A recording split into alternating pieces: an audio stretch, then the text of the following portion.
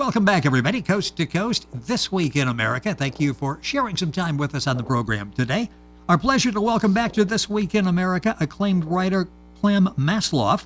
He's been involved with science fiction and speculative literature since 1941 and 42. That's when he taught himself to read.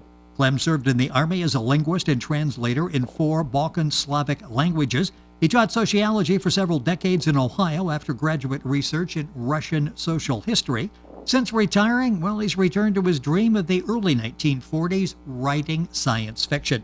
Among his books, Light Up the Valleys, Psychographia, Diploids, Trees Unlimited, books we've discussed on the program, Mining the Mineral Mountains, and Amphibians.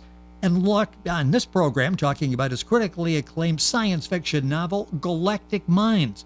Our pleasure to welcome back Clem Masloff to This Week in America. Clem, it is always a pleasure. Thank you for being back with us on the program.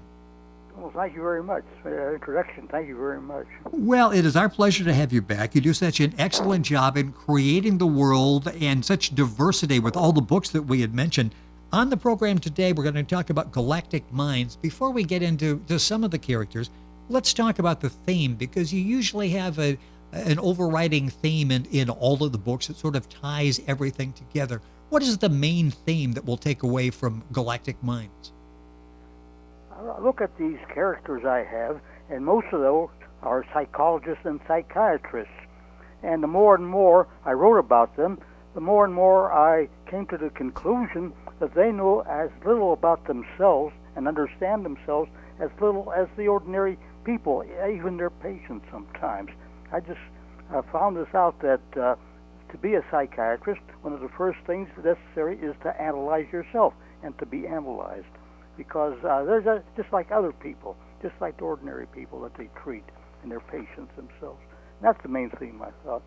Well, yeah, it's interesting as you see that unfold, as they're dealing with people and their problems, they're dealing within issues that they haven't quite resolved. That all unfolds in the book Galactic Minds.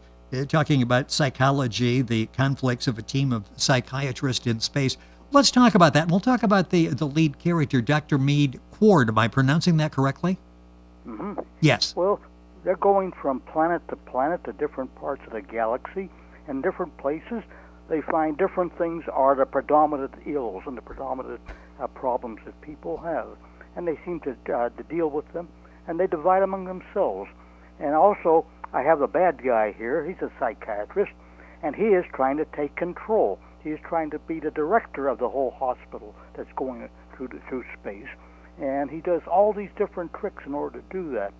And he even tries to organize the patients, to have them protest, have them try to reconstruct and recall people and to take control, and having his own control through the patients and through their dissatisfaction with how they're being treated. So there's different things that go on here, conflicts among the psychiatrists.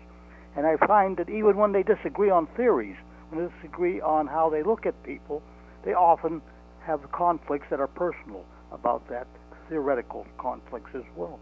Yeah, and so it's a fascinating world that you've created. Where did this world come from? Where did this idea for Galactic Minds come from? I did have one student that went on into psychiatry, and I was surprised he went on to that from what I taught him. But also, one day I came across a group of parents that had children that were in psychiatric treatment, and they were trying to get not only help for that, but they also were critical of these doctors and of how these doctors often disagreed with each other and the different treatments and how they compared them and compared their characters as well. And that sort of just inspired me to look at these people as ordinary human beings that just have the same problems, not as serious as their patients, but still have problems among themselves. And why it's necessary, the first step they have to take to go into their profession is to analyze themselves and be analyzed by their equals in the profession as well. That's necessary. And I find this is very interesting about that. Yeah, what we what see... I try to look at these characters, both the patients and also the doctors and psychiatrists, put them into different categories, and I found a type of psychiatry that deals with archetypes, different character archetypes of people, and try to find what they're trying to make themselves into, how they see themselves and how they act as a character is very useful. Try to put them into a novel and try to make it more dramatic that way.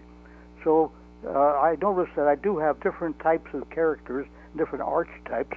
I have the famous archetype of the little princess. This is the girl that comes up there, a very wealthy family. The rebel. I have the poet. I have the seer. I have the magician. I have the healer, the wizard, Aphrodite. All these different characters that come from the classical type of the Zurich school of psychiatry, and try to apply this to their patients. Well, why not apply it to the doctors as well? Say what their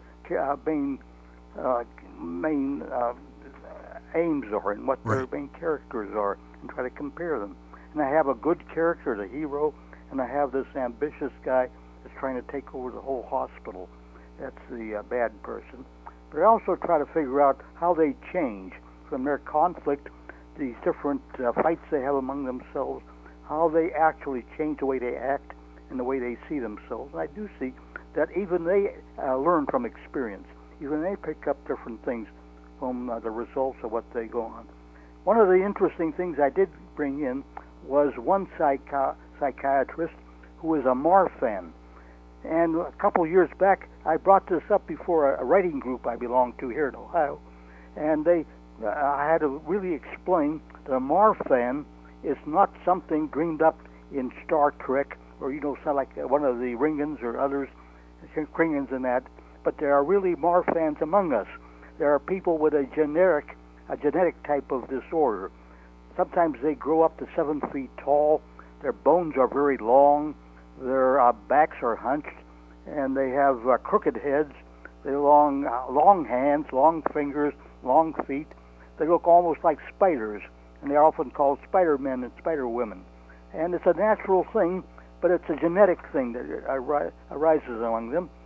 And on one of the planets that this hospital is floating around, they find a Marfan psychiatrist, and they recruit him. And he comes upon them, and all of a sudden he's showing them a new technique that he developed. And he has a great effect upon how they operate within the future of this whole community of psychiatrists. So there's all different ways by which they learn, in which they develop their art and their medicine and their way of treatment. And there are different contradictions among them, and within them there are paradoxes and ironies, all different types of things that go on there among them. So at the very end, there is a resolution, and I think of it as a surprise, because when I started a novel, I could not foresee how it would end. And this is often the best thing when you're writing something. You don't see how it's going to end, but you keep going back to the beginning, and in that beginning you begin to see the clues to the end. And that happened to me in this. And at the very end, the big meeting, the big showdown among these psychiatrists, the hero comes up with a surprise. And I don't have to really, tell you what it is. It's part of the novel, and it's there in the novel.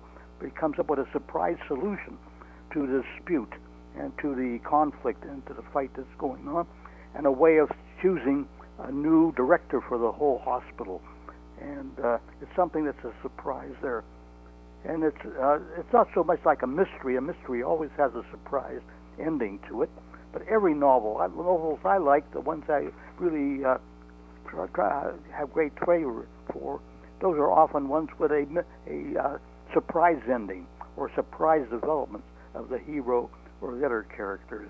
And I seem to have this in this novel. That comes about at the very end, a surprise and an ending that is it's there in the plot, but it's not something that's really highlighted, but it's something that comes up within the plot itself. That's why it makes such a fascinating read. We're talking about Galactic Minds by Clem Masloff. That's Masloff.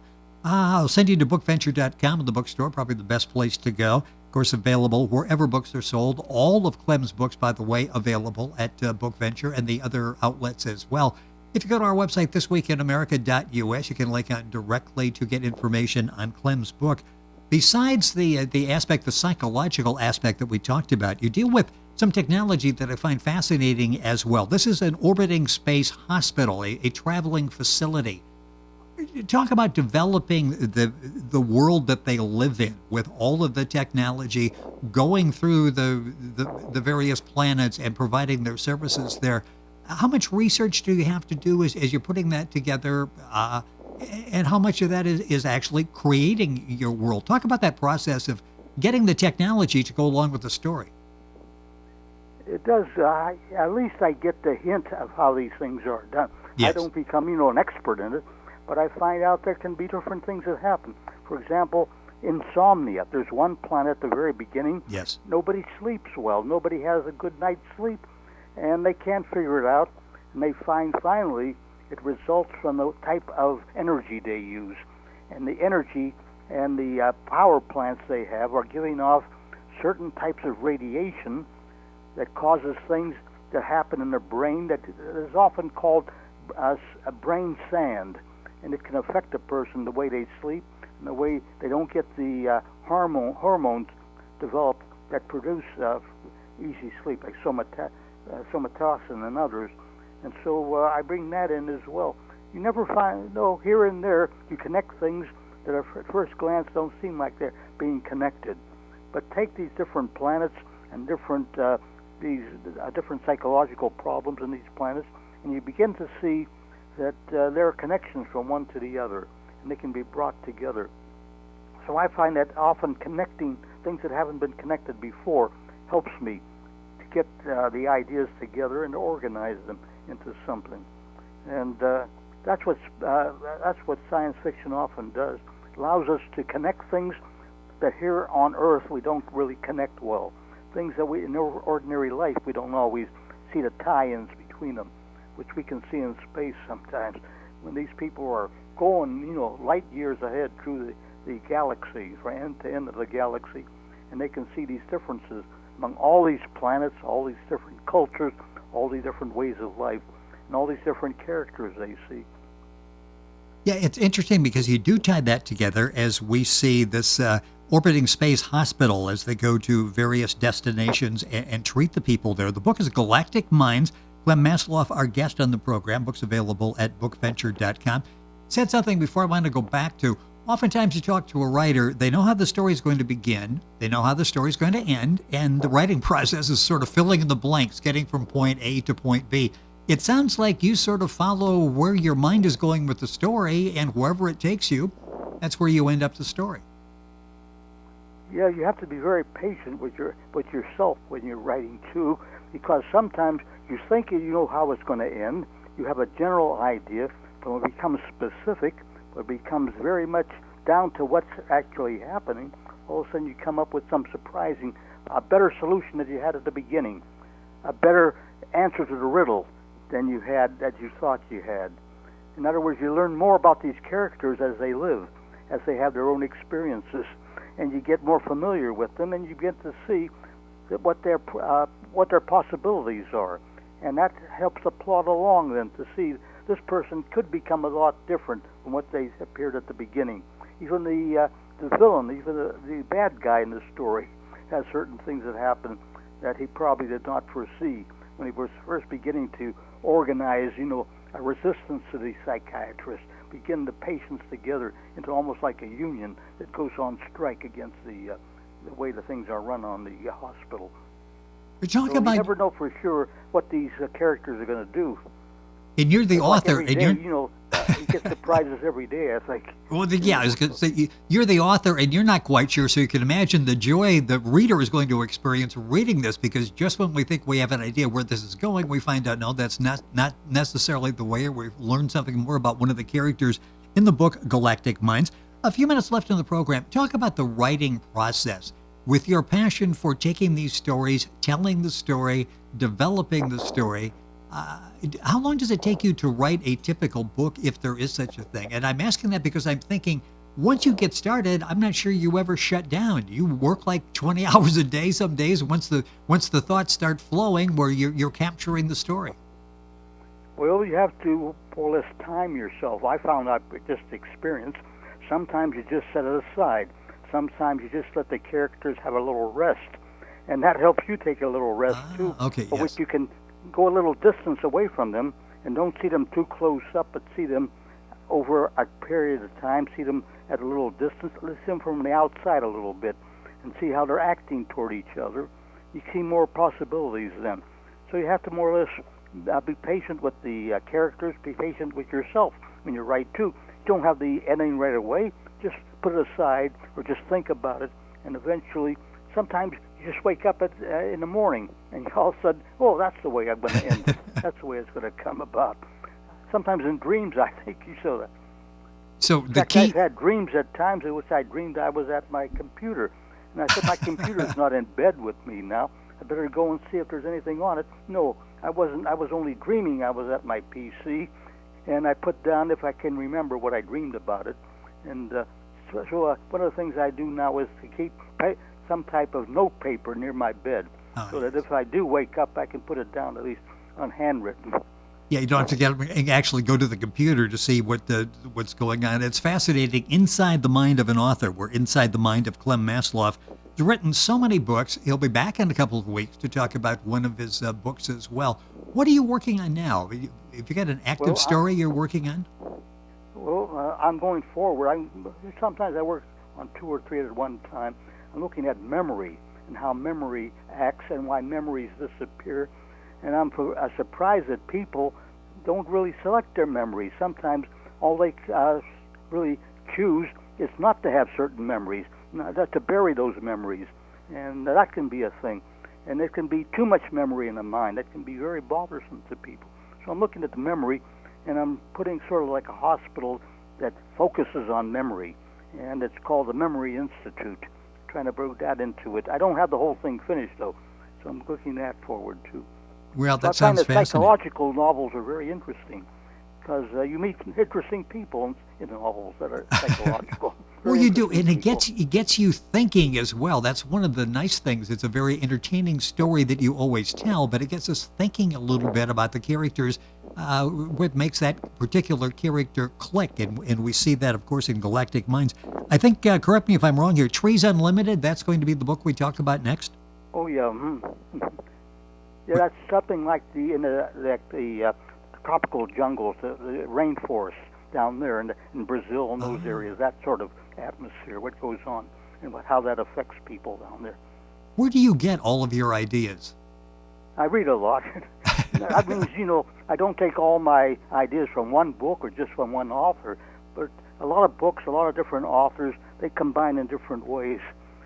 You don't have to be that creative then. You don't have to be a genius or anything. You just take things from here and things from there and put them in a new combination. And that's about the most I can do sometimes.